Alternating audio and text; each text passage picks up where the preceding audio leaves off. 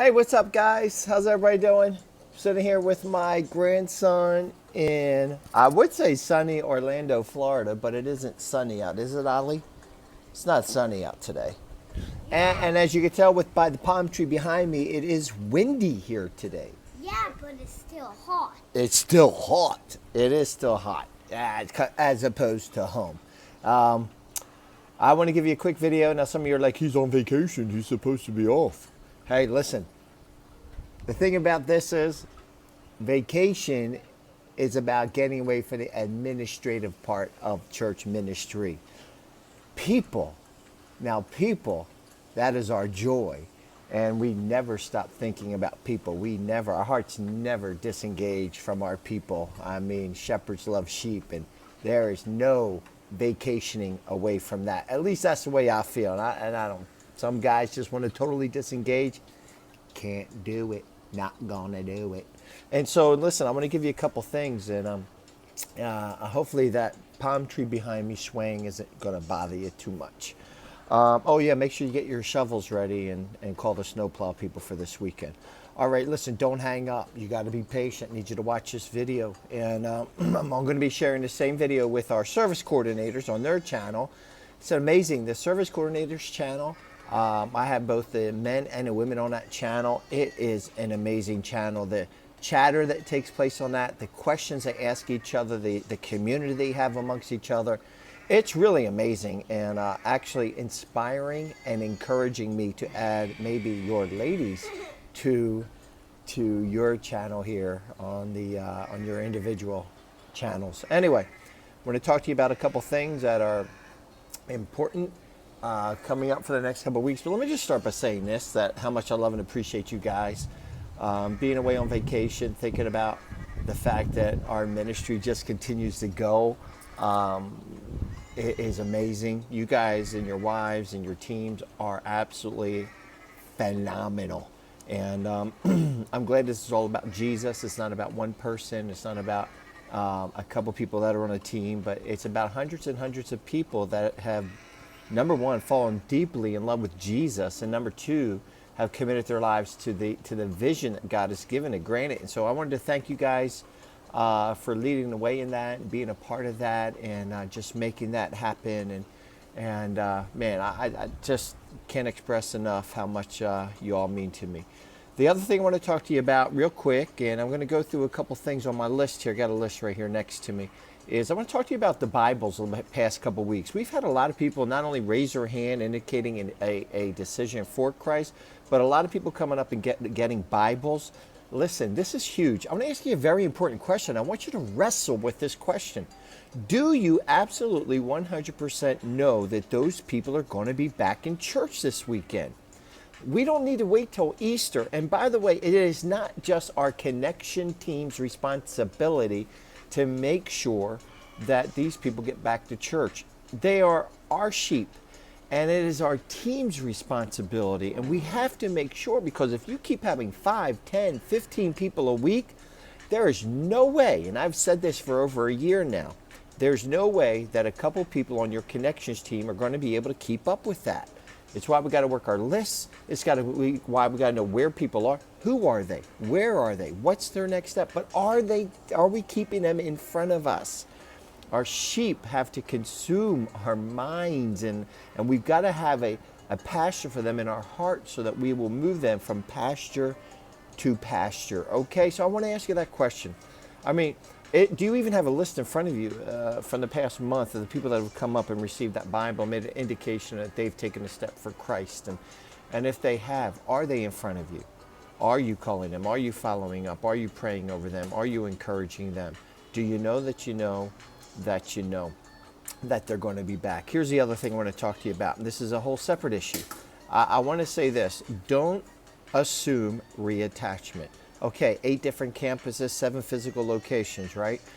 If somebody was previously on your campus and you know they no longer are attending, and somebody says, oh, I think so-and-so, listen, sheep need shepherds. And what do shepherds do? Well, Psalm 23 says that the Lord is my shepherd, and he leads me from pasture to pasture, and he is our great example.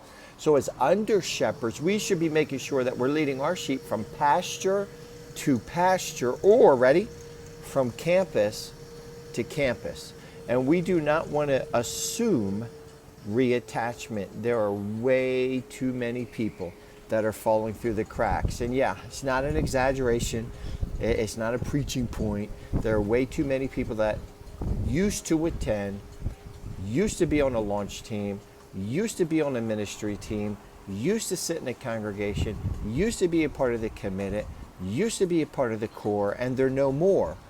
And we're assuming in some cases that they've just gone to another campus and gotten involved. Do not assume reattachment. Follow the example of the Lord, and let's lead people from campus to campus, pasture to pasture. Okay, let's talk Easter for a few minutes, all right? Something I want you to do this weekend is I want you to have somebody on your team to count your Easter tags. Every tag represents one name. Do not allow your campus people to put multiple names on one tag. One name or one set of initials on one tag so we can make a quick count. All right, I want you to count your tags. And I want you in your report this weekend on Sunday to let me know how many tags you have. And then I want you to wrestle with this question. How much faith do you have? And how much do you actually believe in your campus? Because if all of a sudden you have 500 names, but you only have 350. And by the way, can I just say this? Those names, 90% of them are going to represent adults. Let's not assume they're teenagers or kids. Let's assume, because the 412 have their own. And I think, granted, our students, United Students has their own. So let's not assume kids, let's assume adults. So let's say there's 500 adult names on your board, even if there's 200. My question is, do we have enough seats? If we truly believe that God was going to work in and through our people, do we have enough seats to accommodate the faith that our people are exercising for our Easter services? I wonder if the first thing we want to do is push back, say, well, all those people won't come. Maybe they won't. I don't know. But we're asking our people, you're asking your campus, and I hope we're not leading them as some kind of quote unquote religious protocol, and that we're actually believing that the sheep that are on our campuses, their hearts are broken and are bleeding for their family and friends. So without faith, it's impossible to please God. And so I want you to wrestle with that. And then the first thing, another pushback, well, we don't have enough teams. We don't have enough teams. We don't have enough teams. This is probably the third or fourth year going into big days where we have wrestled with that tension. We don't have enough teams. We don't have enough teams. Well, that's why we need to be launch ready. It's why we need to be recruiting. It's why we need to be making sure that we're having more than enough volunteers to be ready, not only for big days, but for God to show up. Guys, listen, guys and girls, we're going to 2,500 to 3,000 people. Right now we have less than 700 people actively involved. And for the first time in a long time, that number is falling under 50% of the people who attend our church are involved in ministry. And now that's total attendance. We have more, but I like total attendance to be over 50%. So let's concentrate on that. But how many services do you need to have? Okay, and so all of a sudden you get X amount of names, and you believe your people are really asking. And so here's the other thing. What's the strategy locally that you and your team are going to put together to encourage your local campus? What are you and the service coordinators going to do to encourage these names being there? What are you going to do to fire your campus up? What are you going to do on your local page to excite people? I know there's I love that the chatter is picking up in our staff environments. But let's grab a hold of some of the sound bites from our sermons that I preach, or some of the slides. Create conversation. Do a video yourself. What are we going to do? What strategy can you use the next couple of weeks to encourage your local campus through emails, through text, through working your list, through dividing your list up, to praying with people on the phone, praying with people in Facebook, private messages. And by the way, when you do a Facebook private message, don't ever be on there by yourself. Put you and your wife on there. Always somebody else on there with you. So this Easter thing is a big deal. Here's the last thing. Warriors Conference. Some of our campuses, you put some pretty big, audacious goals out there, and I love that. We got to walk and chew gum at the same time. Some of you, you're really right where you were last year. Some of you are behind where you were last year. But bottom line is, I think all of us can exceed where we were last year and exceed in great numbers. However, that palm tree is really windy. However, we have to work on Warriors Conference and make sure that we're getting the right guy signed up, and don't assume late sign-ups. We want every man there. I really, really do believe that some of the key components, one of the greatest key components to the growth and the strength of our church has been Warriors Conference, hands down, without excuse. Warriors and Shine Conference, two of the biggest reasons why we have depth in our leadership, depth in our core and committed, depth with some of our congregation, and we have become a strong church. So let's get every dude there that we can. All right, listen, this is going on 12 minutes. I love you guys. I really do want you to listen to this. And so at the end of this, I want you to click the check mark, all right? And that'll tell me that you watched this video. Service coordinators, this is an opportunity for you to take this video, create conversation with your campus pastor. Campus pastor, this is an opportunity for you to take this video and create conversation with your staff team. We're better together, and we're trusting God for amazing things. Don't tell me what God can't do.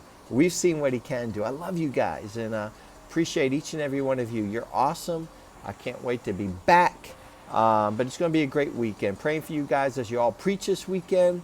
And remember, it's not about, I'll go preach, let me preach for a second. It's not about eloquent speeches. It's not about, oh, did I do good? I mean, sometimes we want to run off the platform. The first thing we want to do is ask them, did I do okay? Did I do okay? Listen, I understand we want to do our best for God. So I'm not questioning that question. I even ask that sometimes. Christy, how did I do? Did that land well? May our hearts always be that we're more concerned about the Word of God and the God of the Word, that the Word is taking seed in somebody's heart so that we can see people passionately fall in love with Jesus and join us on this journey called discipleship. Love you guys. Praying for you. Have a great day. Peace.